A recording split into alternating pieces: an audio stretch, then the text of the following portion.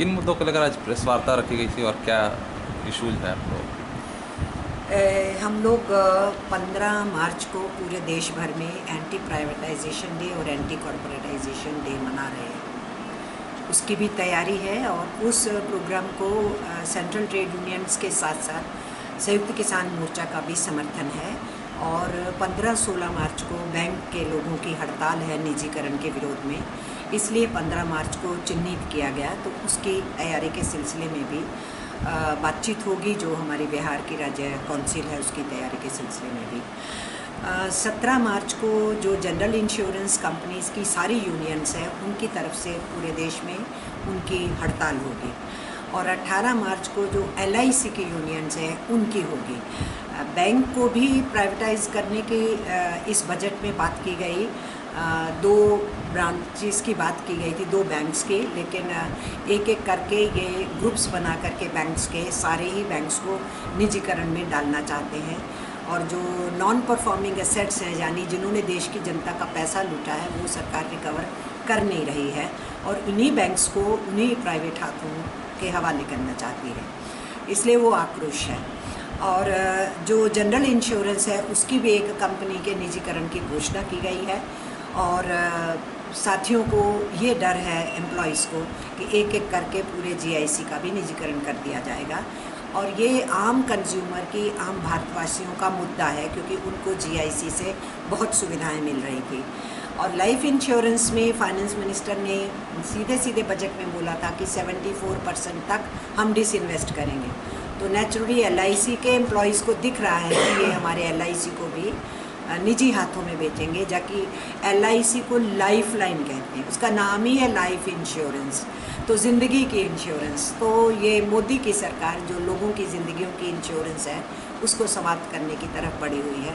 तो ये हमारे मुद्दे चर्चा के रहेंगे। इसके साथ साथ 24, 25, 26 मार्च को हम लोगों ने निर्णय लिया पूरे देश भर में, गांव से लेके ताल्लुक से लेके ज़िला तक, ये पूरा डिसेंट्रलाइज्ड ढंग से पूरे देश में धरना, प्रदर्शन, भूख हड़ताल ये आयोजित किए जाएंगे। जो किसानों के 3 फार्म कानून हैं उसके खिलाफ, इलेक्ट्रिसिटी बिल के खिलाफ, और जो 4 हमारे लेबर कोड्स बनाए हैं जो मज़दूर विरोधी हैं, जो कारपोरेट प्रस्ती हैं, उनके विरोध में। तो उसके अलावा हमारी और मांगे हैं जो उसमें जुड़ी हुई हैं। तो वो 3 दिन का हमारे कार्यक्रम पूरे देश में होगा। लेकिन अभी संयुक्त किसान मोर्चा की तरफ से 26 मार्च का भारत बंद का आह्वान आया है। हम लगातार संयुक्त किसान मोर्चा के आह्वान को समर्थन करते आए हैं, AITUC भी और दूसरी सेंट्रल ट्रेड यूनियंस भी। तो लाजमी बात है हम 26 मार्च के उस भारत बंद का भी समर्थन पुरजोर से करेंगे। तो 24, 25 के कार्यक्रम और 26 का कार्यक्रम उस भारत बंद के रूप में प्रतीत हो जाएगा। महंगाई का मुद्दा काफ़ी सीरियस है। हमारे वर्कर्स, हमारे फार्मर्स जिनकी आमदनियां कम हो रही हैं, लॉकडाउन वेज मिली नहीं है, रोज़गार वापस नहीं मिले, 50% लोगों को काम पे रखा गया, 50% को रखा नहीं गया है, छोटा उद्योग मर रहा है, मंदी चल रही है। ऐसे में पेट्रोल के दाम, दाल के दाम, चीनी के दाम, गेहूं के दाम, हर चीज़ के, इवन खाना पकाने के सरसों के तेल के दाम भी, जो मोदी जी के सरकार में आने के समय 52 रुपये का था मस्टर्ड ऑयल, अब वही 150 रुपये में है, दाम 3 गुना है। तो 100 दिन में कम कर देंगे दाम कहने वाली सरकार ने कहीं 2 गुना, कहीं 3 गुना, और रेलवे प्लेटफॉर्म को तो 10 गुना बढ़ाया, 5 रुपये से 50 रुपये का टिकट किया है। जो लोकल ट्रेन्स हैं, जो लाइफलाइन है लोगों की, बड़े बड़े शहरों में रोज़ काम करने के लिए आते जाते हैं, उनके दाम 2 गुना, 3 गुना हो गए। अगर मैं राजधानी की बात करूं तो उसके भी रेट जो है टिकट का दुगना हो गया है। तो हर चीज़ के दाम 1.5 गुना, 2 गुना, 3 गुना हो गए हैं। और इस महंगाई के दौर में आमदनी कम और महंगाई ज़्यादा, ये जो लोगों की कमर टूट रही है, और ऊपर से श्रमिक कानूनों में और फार्म कानूनों में जो ले करके आई है पूरा मसविदा सरकार, वो इस देश के जो धन पैदा करने वाले, जो प्रोडक्शन करने वाले और जो सेवाएं देने वाले, जिनकी वजह से मुल्क चलता है, उन्हीं के ऊपर सरकार ने हमला बोला है। इसलिए मोदी की सरकार को हम लोग लगातार चुनौती दे रहे हैं। उसी चुनौती को आगे बढ़ाते हुए ये मार्च के महीने में लगातार कार्यक्रम चलेंगे। और यहाँ भी बिहार के अंदर भी अलग अलग डिस्ट्रिक्ट्स के अंदर ज़िलों में रेलवे स्टेशंस को साइट बनाया गया है, क्योंकि रेलवेज़ भी बेचे जा रहे हैं, प्लेटफॉर्म्स भी बेचे जा रहे हैं। उसको साइट एक सिंबॉलिक बना करके बिहार प्रदेश में किया जा रहा है। और पटना में भी जो जंक्शन है पटना का, जुलूस का मार्च करके वहीं तक पहुंचा जाएगा और वहां कार्यक्रम किया जाएगा। तो 15 मार्च का कार्यक्रम पूरे देश भर के अंदर होगा और फिर 26 मार्च के कार्यक्रम की बहुत अच्छी तैयारी होगी।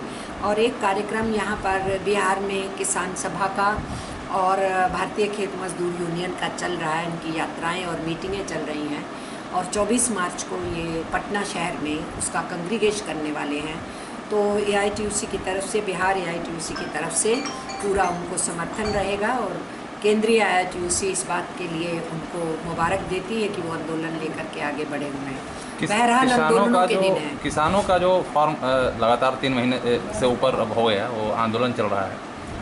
क्या नहीं लगता है कि अब सरकार उनसे बातचीत करने के मोड में नहीं है? और पिछले अगर देखें 26 जनवरी का जो प्रोटेस्ट हुआ उसके बाद से बातचीत हुई नहीं, तो ऐसे में आखिरकार नतीजा क्या निकलेगा इस तमाम जो आंदोलन? सरकार तो बातचीत ही नहीं कर रही है।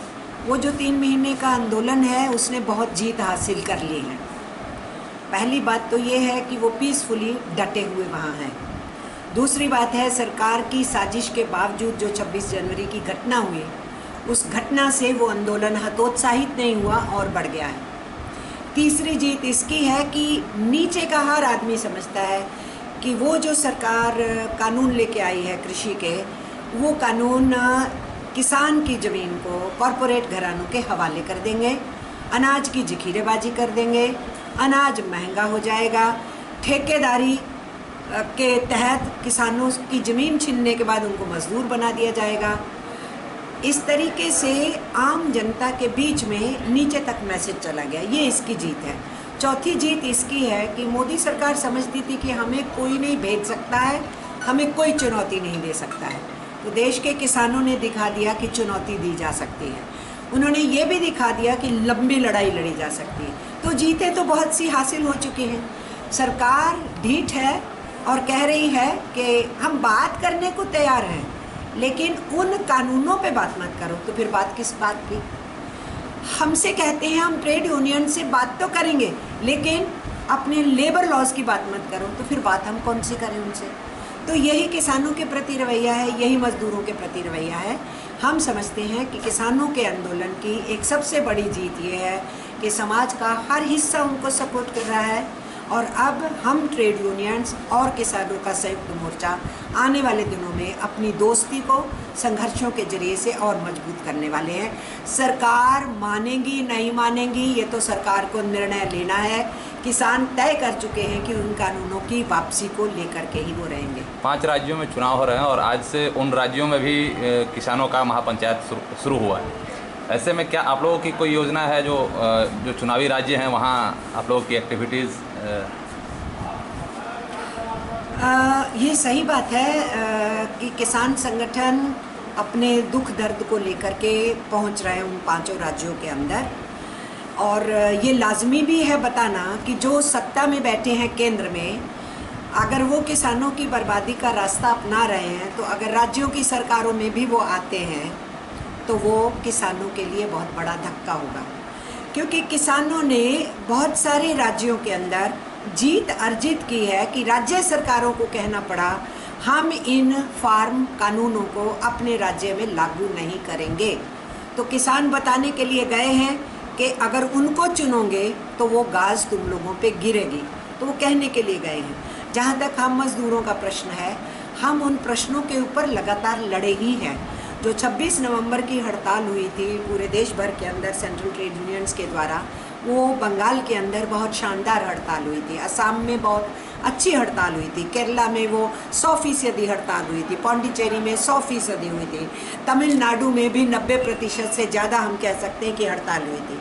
तो हम श्रमिकों के संगठन जो है उस हड़ताल के जरिए से संदेशा दे चुके हैं कि केंद्र की सरकार मजदूरों के खिलाफ है।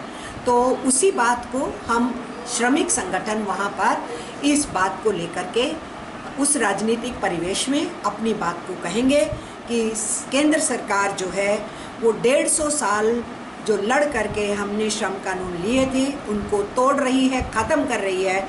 इसलिए भारतीय जनता पार्टी को उन राज्यों के अंदर सत्ता में रहने का हक नहीं है, यानी असम के अंदर वो सत्ता में है। दूसरे राज्यों में उनको वोट नहीं मिलना चाहिए, उनको सत्ता में नहीं आना चाहिए, या बहुमत तो दूर रहा, उनकी सीटें भी जहाँ पर हैं और कम होनी चाहिए। ये हम कहेंगे तो श्रमिक संगठनों का भी एजेंडा है, जैसे किसान संगठनों का एजेंडा है।